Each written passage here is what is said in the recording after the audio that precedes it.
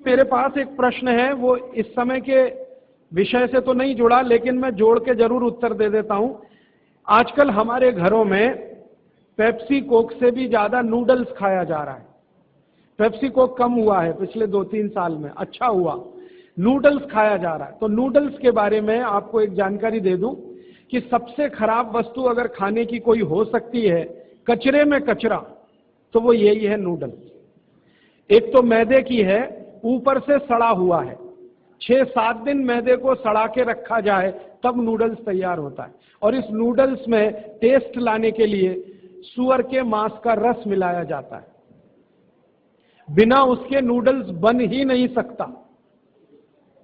जो मैगी है ना, मैगी या कोई भी नूडल्स, सूअर के मांस का रस, सड़ा हुआ मैदा, 6-6 दिन पुराना, उससे तैयार हुआ है। अब आप तय कर लो खाना है या नहीं खाना। एक प्रश्न है होती है, तो ये भी इनके क्वालिटी का बहुत बड़ा भ्रम है। लोगों को बहुत बड़ा भ्रम ये हो गया है कि विदेशी कंपनियों के माल में क्वालिटी ज्यादा है, इसलिए लोग उसे खरीदते हैं। मैं आपको कई विदेशी कंपनियों के माल की केमिकल एनालिसिस रिपोर्ट प्रस्तुत कर सकता हूं, जो हमने लेबोरेटरी चेक कराया, कोई क्वालिटी नहीं है उनके माल। घटिया से घटिया क्वालिटी का माल वो बेच रहे हैं। मैं नाम लेके बताऊं, एक अमेरिकन कंपनी है जिसका नाम है कॉलगेट पामोलिव, टूथपेस्ट बेचती है।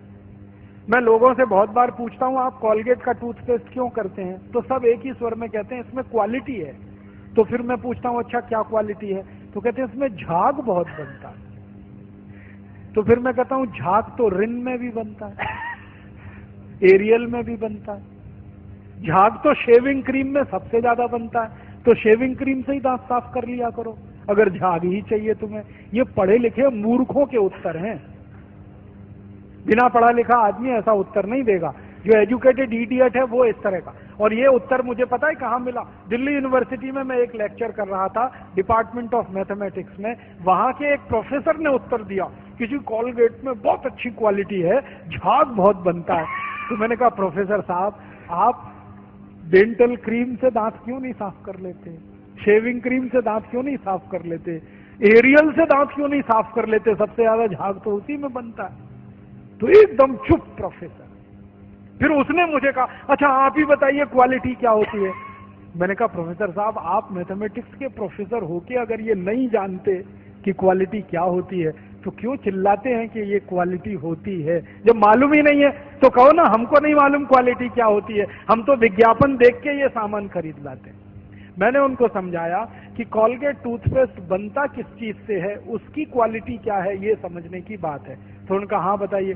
तो मैंने उनको बताया, वो मैथमेटिक्स के थे, थोड़ा केमिस्ट्री भी जानते थे।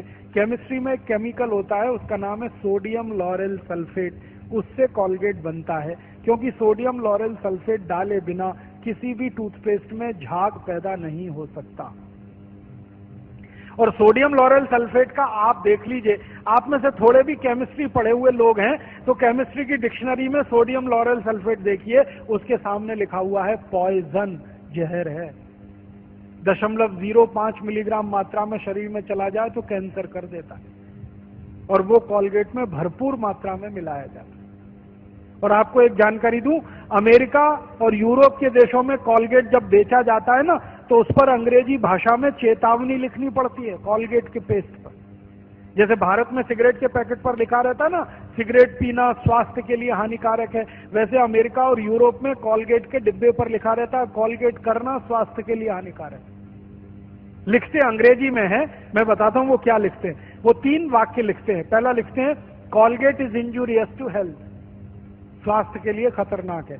दूसरा वाक्य लिखते हैं please keep out this Colgate from the reach of the children below 6 years, माने 6 साल से कम उम्र के बच्चे को ये पेस्ट नहीं देना। क्यों? बच्चे चाट लेते हैं उसको और उसमें कैंसर करने वाला केमिकल है, इसलिए कहते हैं बच्चों को नहीं देना ये टूथपेस्ट।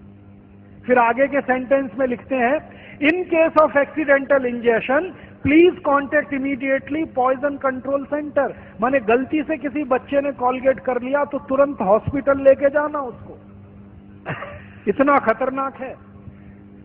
और तीसरा सेंटेंस लिखते हैं if you are a adult then take the paste on your brush only in pea size, मतलब क्या है, अगर आप बड़े आदमी हैं तो अपने ब्रश पर बिल्कुल थोड़ी मात्रा में चने या मटर के दाने से आधी मात्रा में ही कॉलगेट लेना, क्योंकि कार्सिनोजेनिक है।